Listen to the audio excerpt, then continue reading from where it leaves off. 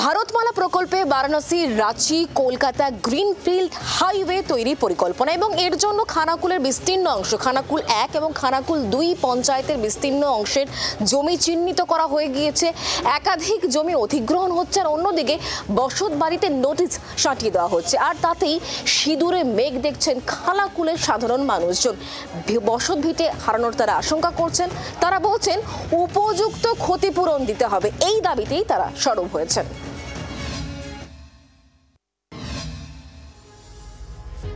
ভারতমালা প্রকল্পে নতুন 6 লেনের জাতীয় সড়ক হবে। প্রকল্পের রাস্তা যাবে খানাকুলের ভিতর দিয়ে। মানচিত্র অনুযায়ী জমি অধিগ্রহণ ও বাড়ি ভাঙার নোটিশ সাঁটিয়ে দিল প্রশাসন। তাতেই মাথায় হাত খানাকুল 2 ও খানাকুল 1 নম্বর পঞ্চায়েত সমিতির বাসিন্দাদের। সব খোয়ানোর আশঙ্কায় আতঙ্কে দিন গুনছেন এলাকাবাসী।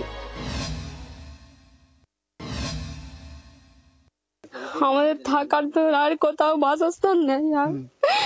আমাদের যেখানে যা ঘর বাড়ি জমি জায়গা বাস্তু যেখানে ছিল সব নিয়েছে। আমরা থাকবো কোথায়? গত বছর ভারতমালা প্রকল্পে তৈরি কলকাতা রাঁচি বারাণসী গ্রিনফিল্ড এক্সপ্রেসওয়ে প্রকল্পের ভিত্তিপ্রস্তর স্থাপন করেন প্রধানমন্ত্রী নরেন্দ্র মোদী। তৈরিতে বরাদ্দ হয়েছে প্রায় 35,000 কোটি টাকা। 610 কিলোমিটার এই রাস্তা তৈরি হবে 6 লেনের। এক্সপ্রেসওয়ে হলে বারাণসী থেকে কলকাতা দূরত্ব কমে যাবে। 14 ঘন্টা থেকে কমে হবে 7 ঘন্টার। উন্নয়নের স্বার্থে উপযুক্ত ক্ষতিপূরণের বিনিময়ে জমি দিতে রাজি এলাকাবাসী, তবে বসত বাড়ি দিতে নারাজ তারা। কি বলবো, আর আমার থাকার বাস্তুটা যদি থাকে, জমি জায়গার উপর দিয়ে যদি যায় যাক, আমার কোনো দুঃখ নেই।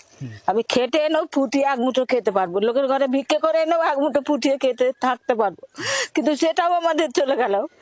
আমার বাড়িতে যেমন থাকে জমির উপর দিয়ে যায় যাক। আমরা এখন আমি নিঃস্ব হয়ে গেছি, আমার জমি জায়গা সবকিছু চলে গেছে, ভূমিহীন হয়ে গেছি।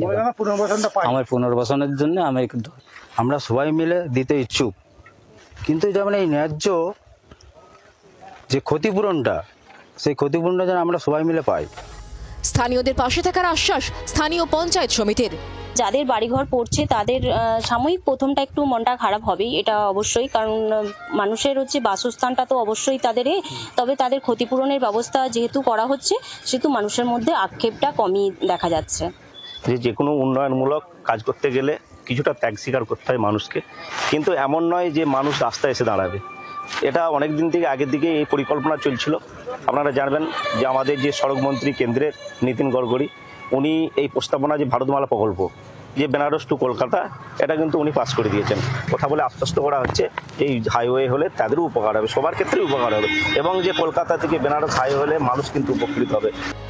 ক্ষতিপূরণের আশ্বাস মিললেও তা কোথায় কিভাবে দেওয়া হবে তা নিয়ে রয়েছে ধোঁয়াশা।